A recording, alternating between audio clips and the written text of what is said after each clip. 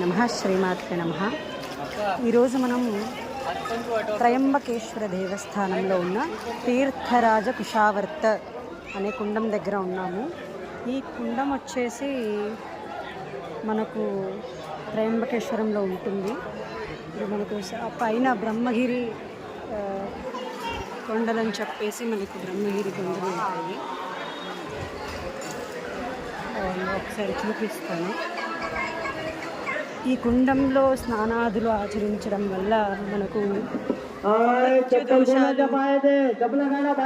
అపమృత్యు దోషాలు అనేది చూసారు కదా ఎంతమంది ఉన్నారు అక్కడ పైన. మనకు చూసుకుంటే బ్రహ్మగిరి హిల్స్ అంటారు.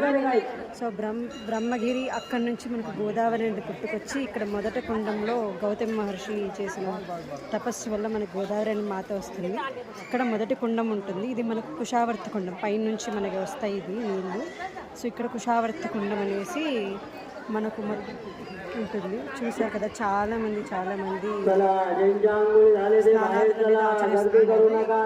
పితృదోష నివారణ కానీ అపమృత్యు దోష నివారణ మనకి ఇక్కడ కుషావర్త కుండంలో స్నానాదులు ఆచరించడం జరుగుతుంది. ఇక్కడ నుంచి మనకు దేవస్థానం ఒక 100 నుంచి 150 అడుగుల దూరంలో ఉంటుంది. స్నానాదులు ఆచరించి తదుపరి స్వామి దర్శనం చేసుకున్నట్లయితే చాలా మంచిది. వయసుకు సంబంధం లేకుండా అందరూ ఇక్కడ స్నానాదులు అనేది ఆచరిస్తున్నారు.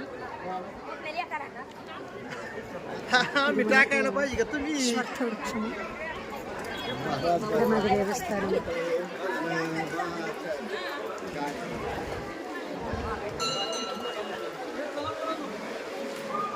మొత్తం చూడండి. ఇక్కడ మనకు కేదారేశ్వర ఆలయం కూడా అటుపక్కకు ఉంటుంది.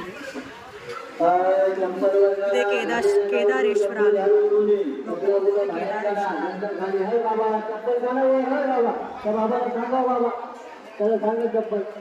ఈ ప్రాకారాల మధ్యలో కూడా మనకు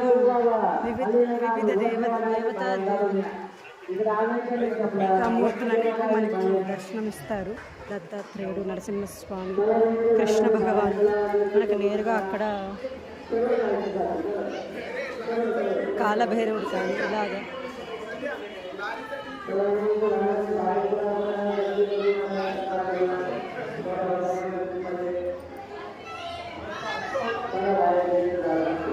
మనకు సింధూర గణపతి అనేది చూడొచ్చు. సింధూర గణపతి